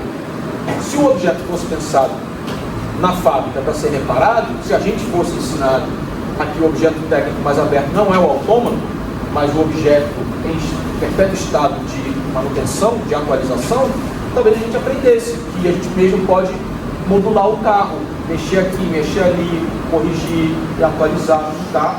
Que é a comparação que a gente faz em relação ao carro automático, seja ele da marcha automática, em relação à marcha manual. A tecnicidade da marcha automática exige menos do câmbio do que a marcha que nós manuseamos. Mas o desempenho do carro, no sentido de uma extensão do corpo humano, ele é muito mais eficiente com a passagem da marcha manual do que a passagem do carro automático. Porque a passagem do tempo da marcha do carro automático pertence ao tempo da máquina. É um tempo ótimo para a máquina. Para o câmbio manual, eu prefiro trocar a marcha normalmente porque eu quero uma aceleração súbita. Eu preciso ultrapassar um caminhão. Um câmbio automático pode ser ótimo para exigir menos do câmbio do carro, no sentido de otimizá-lo a longo prazo, mas ele não dá conta da demanda que o carro tenha em relação a mim, como entendendo o carro como extensão do meu gesto técnico. Eu preciso de uma aceleração súbita para ultrapassar o caminhão. Então eu preciso passar a marcha de quarta para terceira rápido. E um carro automático não faz isso. Qual é o carro mais evoluído? Essa é a pergunta que o mercado defende, que a gente compre o aluguel do carro automático é mais caro que o carro manual. Né? Então, para mim, o carro manual vale muito mais que o carro automático. Né? Mas o carro automático se adequa melhor ao gesto técnico de pessoas idosas, que não estão ali e tal. Então, assim, a extensão do carro como extensão do gesto técnico guarda uma tecnicidade, mas os objetos guardam uma tecnicidade neles mesmos.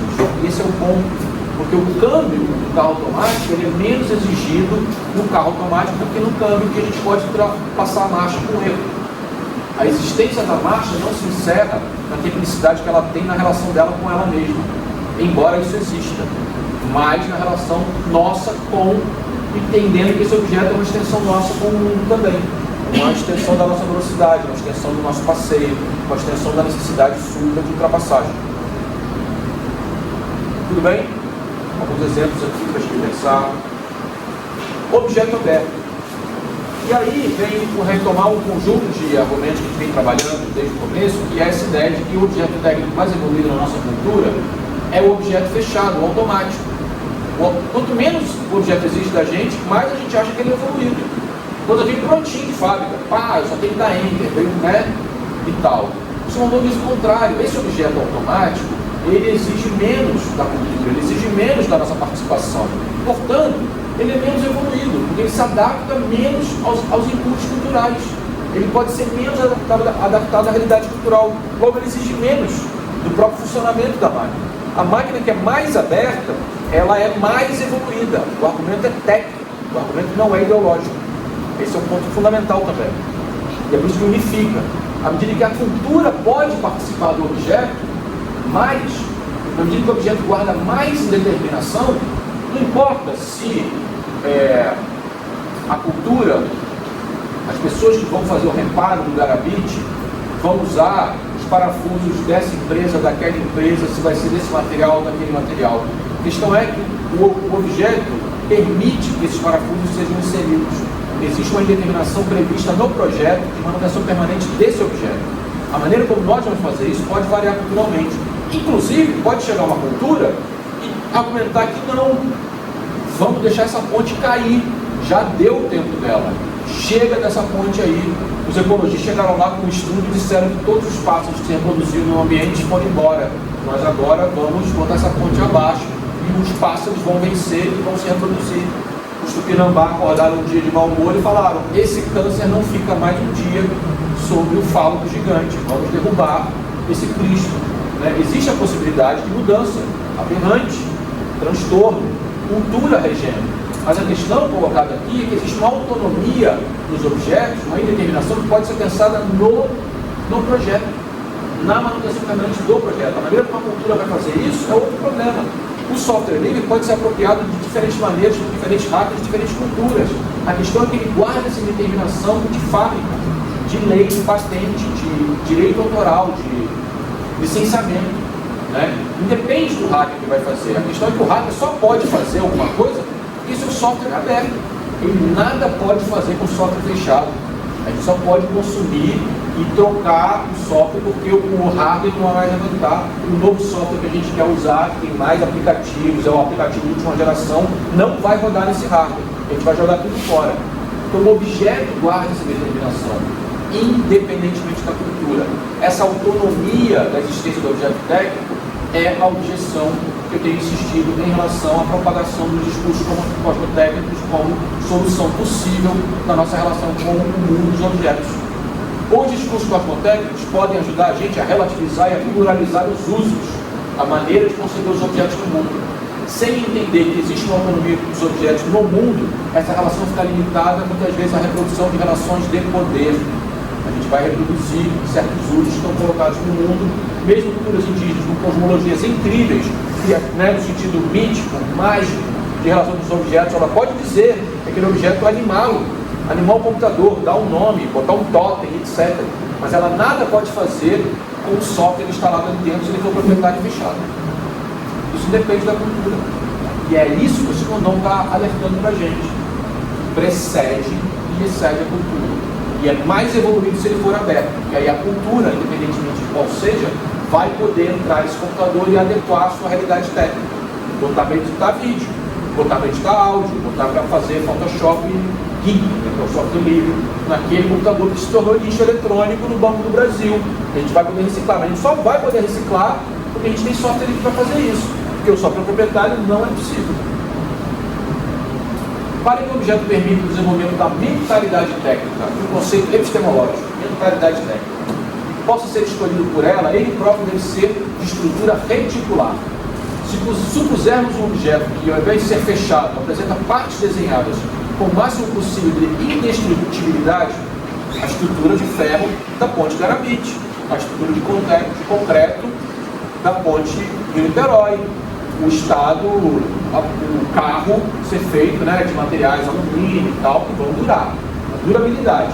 E outros, ao contrário, onde se concentra o requinte da adaptação a cada uso, ou desgaste possível, né, ou desgaste ou possível quebra, em caso de impacto. Né? Os carros, antigamente, eram feitos daquele material super duro, né, quer dizer, da ferro. E aí, o que isso resultou? O impacto do carro era transmitido ao passageiro, ao motorista. Então, os carros causavam um dano enorme ao corpo e nem se usava cinto de segurança, porque o carro era de ferro. Qual é a evolução técnica dos materiais do carro? O carro absorve o impacto. Isso foi o desenvolvimento de uma funcionalidade que protege o motorista. O carro hoje, a altíssima velocidade, você vê, ele se destrói inteiro e a pessoa com o cinto de segurança sai intacta. Isso é uma evolução da funcionalidade do carro, adaptando o material do qual ele é feito. Né? Ou seja, é uma evolução de uma funcionalidade do carro para adaptação a uma realidade humana.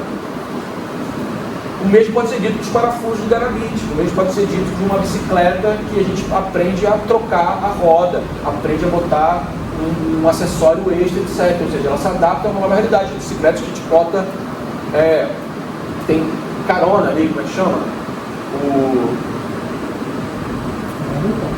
Garupa, enfim, que a gente pode botar uma caixa para transportar coisa, etc. Ou seja, ela se adapta, são feitos para isso. Agora, se a bicicleta dificulta isso, a gente tem que fazer gambiarra. Isso pode ser pensado.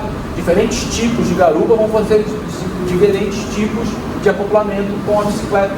Isso vai gerar um outro tipo de usabilidade, funcionalidade, que transforma essa bicicleta de uma funcionalidade mínima para um desfrute estético, na medida que a gente pode reparar, manter, mudar. A bicicleta não é só funcional, ela desenvolve ali um estado de perpétua atualização e invenção, se coloca no lugar de invenção. E a invenção não como sendo qualquer coisa. A invenção às vezes aparece isso, né? A invenção veio. A invenção de Simondon é um grande encontro entre a margem de determinação da existência do objeto e a capacidade intuitiva criativa que a pessoa tem, né? Não é com qualquer tipo. Se você tentar pintar com uma tinta que escorre, depois seca, depois some da tela, a sua pintura vai sumir. O material do qual a tinta é feito, a tela da qual é feita, etc., diz respeito ao desfrute estético que você vai poder ter da sua obra. A obra está intrinsecamente ligada aos materiais dos quais ela é feita. Ela é feita. O mesmo vale dizer das funcionalidades. Uma bola de couro versus uma bola de borracha. Diz respeito ao sentido da habilidade que você vai desenvolver. Vai desenvolver uma habilidade com uma bola de borracha e depois sua bola de couro, não estou acostumado, não funciona, não dá. O mesmo com um balão, tá cheio de ar. Aí você faz 200 embaixadinhas, você fica lá horas fazendo isso, né? Aí é maravilhoso e tal. Enfim, então, a invenção, ela é um grande encontro, diz Simondon, entre a disponibilidade do material, a abertura desse material para a circunstância que é, para Simondon, não só o projeto, o conhecimento cognitivo, a linguagem, mas é um conhecimento tácito, é intuitivo. E essa intuição também pode ser desenvolvida como uma habilidade, que é a sabedoria que as crianças, por exemplo, desenvolvem, seja nas escolas que valorizam o aprendizado material, seja na criança que na agricultura acompanha o pai e a mãe a vida toda a fazer o plantio. Ela sabe intuitivamente aonde plantar a semente de abóbora, ela não segue o manual, ela não vai seguir quanto as escolas de engenharia agrícola vão todas dizer a densidade, quantidade de água, como um grande manual. Esse conhecimento a criança desenvolve ao longo da sua vida como uma segunda natureza. É esse tipo de intuição que o Simondon propõe que a gente desenvolva com a técnica, com seres inanimados. E é por isso que ele ensinava as crianças a abrir um radar, abrir o telefone, abrir a televisão, para saber que dentro do celular, hoje, tem terra rara. Quem sabe as crianças do futuro soubessem intuitivamente que elas não podem jogar esse celular na terra, ou que esse celular um dia vai virar lixo eletrônico e vai parar em algum lugar e essa terra rara vai ser pressionada a ser retirada da Amazônia, onde é o polo dos pais dela, e que isso vai ser reciclado por outras crianças de outro lugar. Enfim, isso gera um conhecimento que ele é ao mesmo tempo intuitivo, funcional, ético e estético. Ético porque estético, estético porque ético. Técnico porque estético, estético porque técnico. Tecne, os gregos, reunindo ética e estética, mas os gregos aqui são fichinha perto do tipo de conhecimento que está sendo trabalhado, né? Porque é antidemórfico, ele é muito mais egípcio, é muito mais mágico, e aí vem a magia, do que propriamente pitagórico, né? Não é, a questão aqui não é ter o conhecimento cognitivo, né? Nem só a separação da intuição do conhecimento cognitivo, na verdade é a reunião disso tudo. E a reunião desse conhecimento é a possibilidade de viver num mundo estético, de ter uma vida propriamente estética.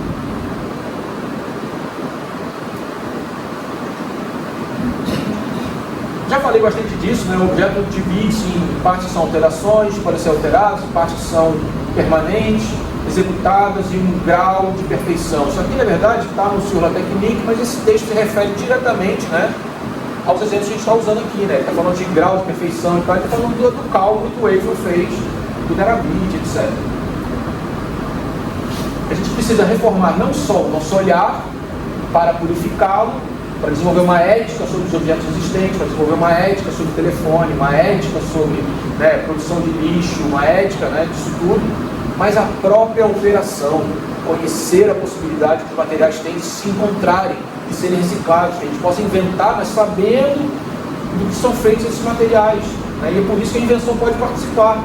Claro que a gente pode, o papel do artista é desviar, né?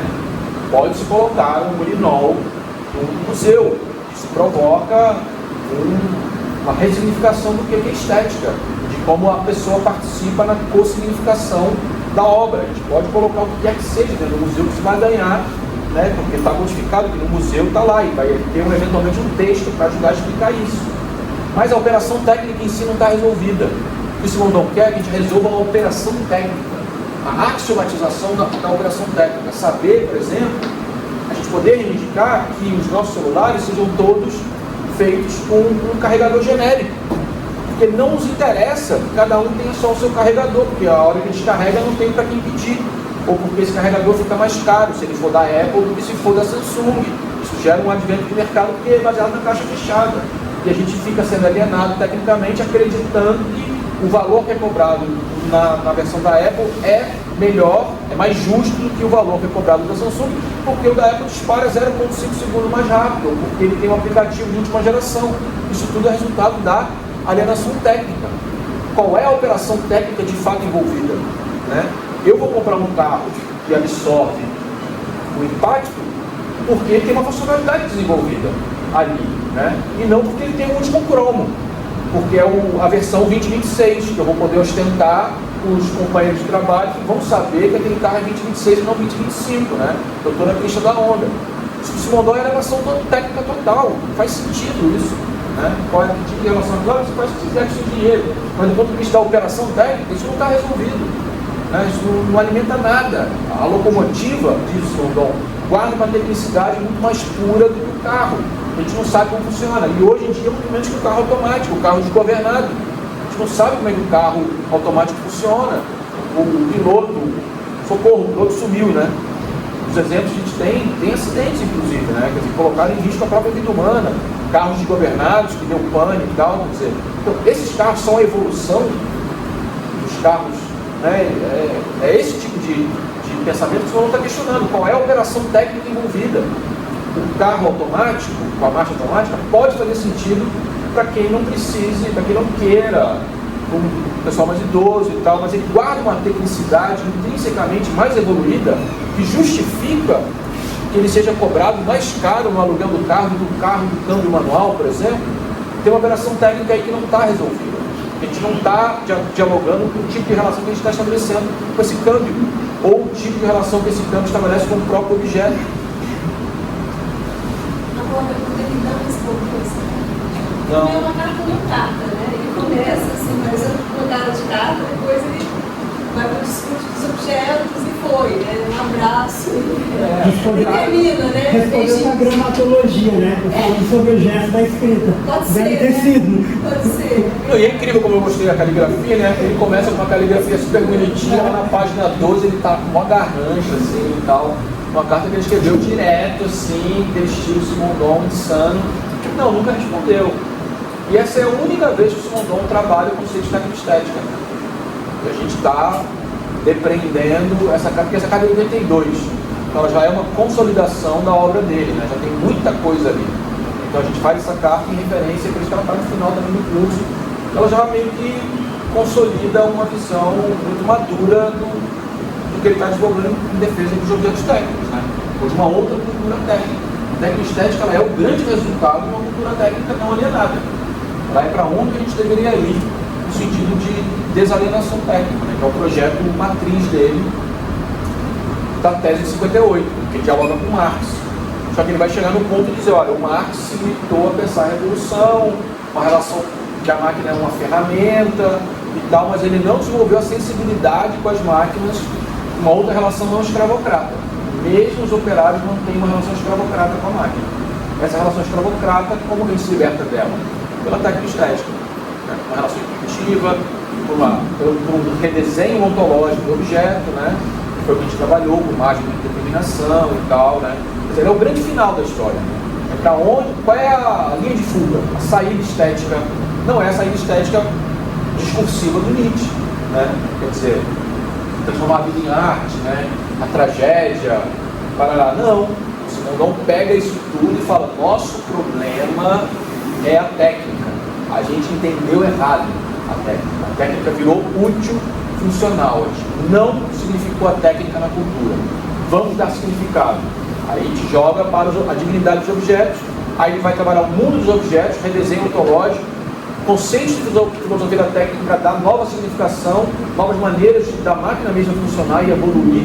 E aí ele vai mudar depois do redesenho tecnológico, de que a máquina mais evoluída não é o autômato, não é o automático, né? Se a gente conseguiu chegar nisso, guardando a indeterminação, reparo, materiais, aí a gente muda o humano. Desenvolvimento de mentalidade técnica, desenvolvimento de sensibilidade tecnoestética. Como? Uma vez mudado, a gente vai para a educação, desenvolvendo uma sensibilidade com as crianças, abrindo máquina, entendendo cadeia operatória, elemento, conjunto, indivíduo técnico, bastante filosófico e tal, tudo isso bem pedagógico, para chegar no desfrute. Tudo vira desfrute técnico-estético. Tudo ganha significado possível. Tudo fica relacionado com tudo. No sentido assim, tudo pode ser relacionado com alguma coisa, melhor dizendo, né? É esse uno, essa possibilidade de pensar o mundo. E tudo isso reúne o quê? Quando a gente tem o sentimento técnico-estético desenvolvido. O sagrado. De novo, o sagrado não vira algo do ponto de vista apenas religioso, de crença. Ele ganha um sentido estético. A estética reúne o sagrado com o técnico. A estética diz que jogar fora um celular não é só funcionalmente equivocado, né?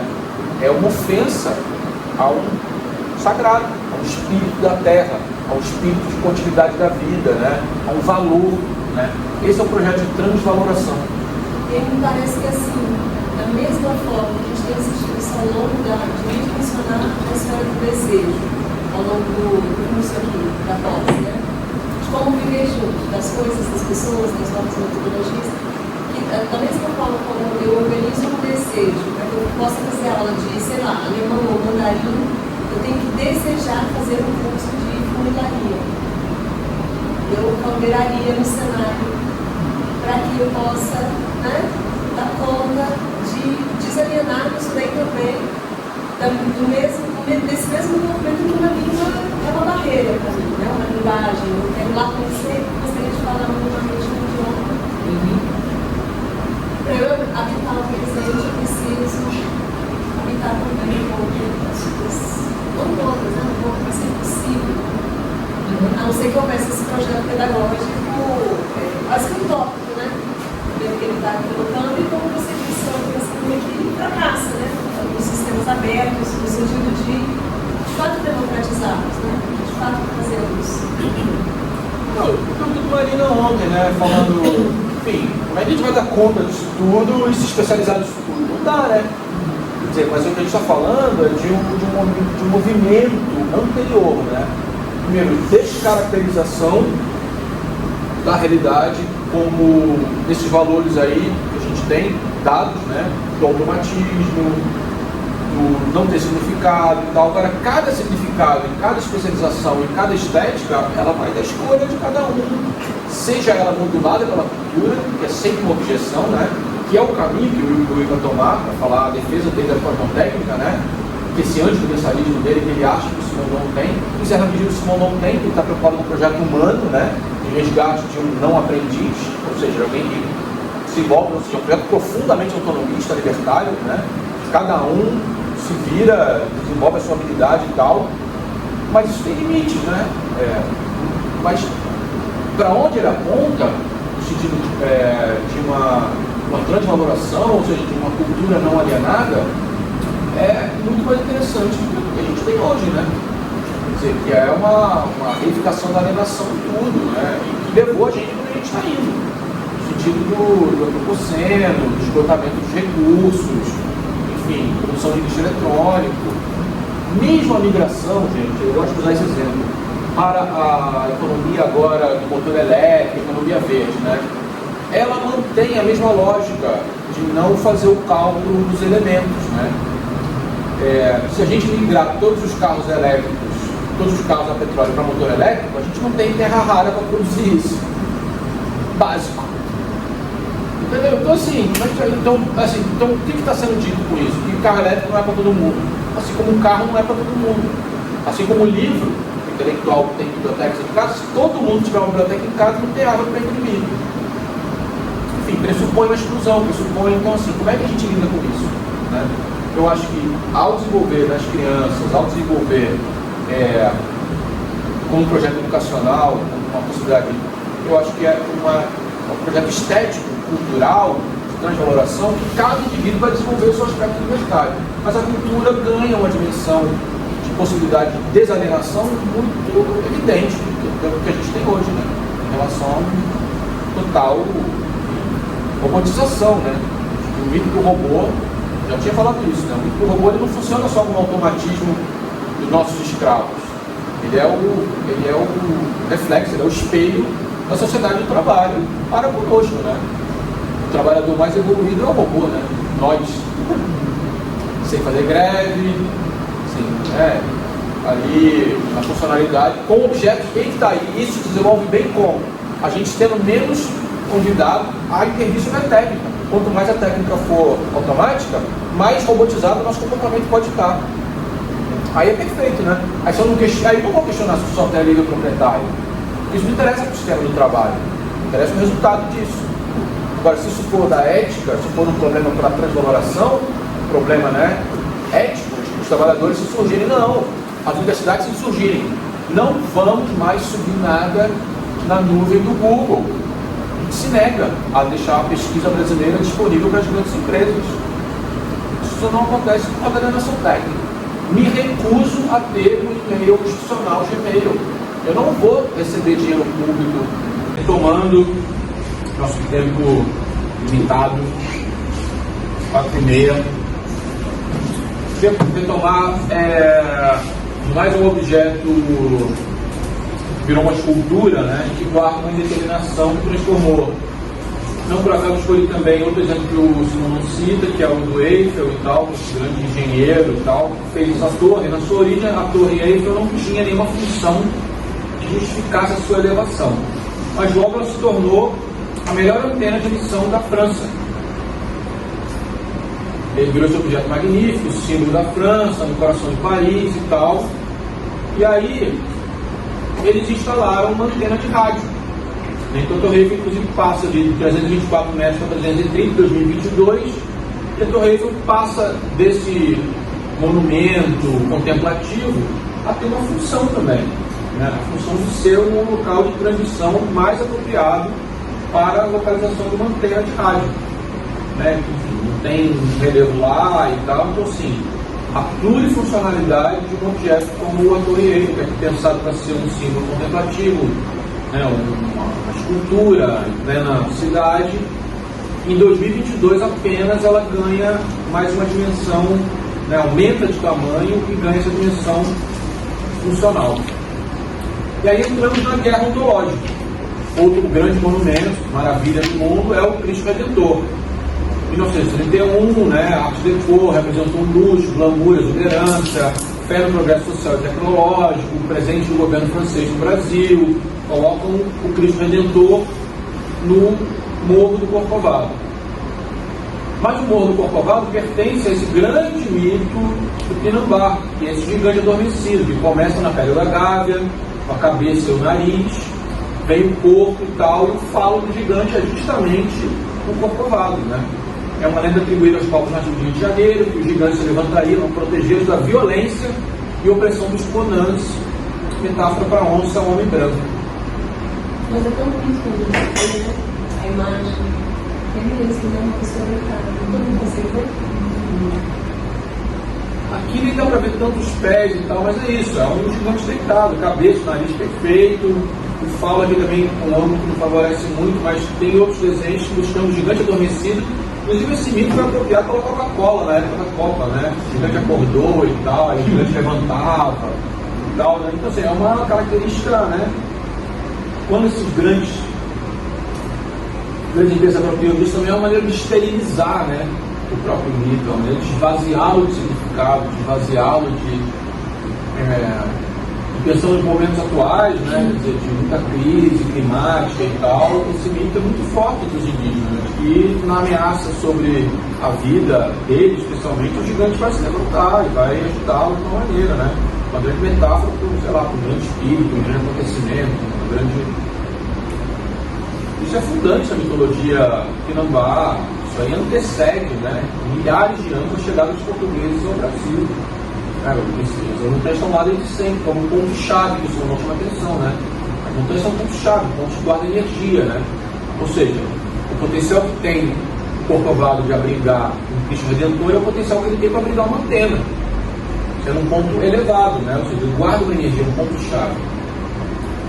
E essa é a abordagem do Simondon que difere, por exemplo, da cibernética do Weiner, ou seja, esse ponto ele é meta-instável.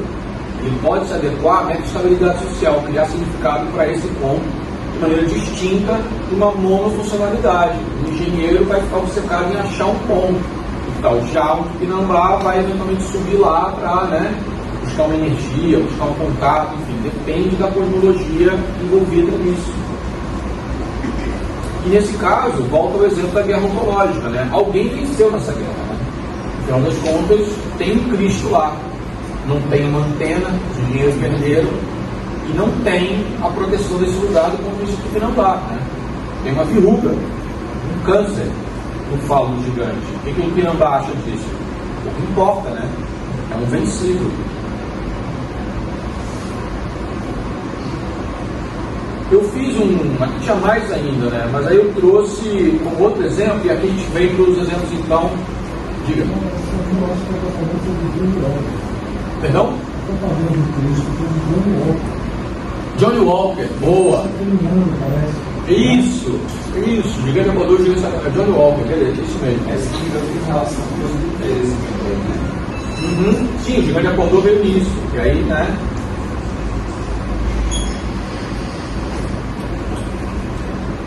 Keep Walking, Johnny Walker, isso aí. Mais caro ainda, né? Não é nem uma cervejinha. Não é nem acessível. Gente, eu trouxe a pirâmide de Khufu, que é a pirâmide de Gizé.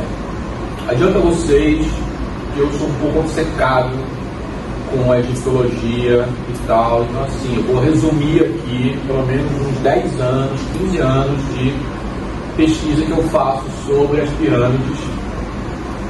Para argumentar, a gente passou então pelo Cristo e pela Torre Eiffel para os aspectos plurifuncionais, certo? Para pensar a técnica estética como uma capacidade que nós podemos desenvolver de ver os objetos técnicos sua capacidade plurifuncional.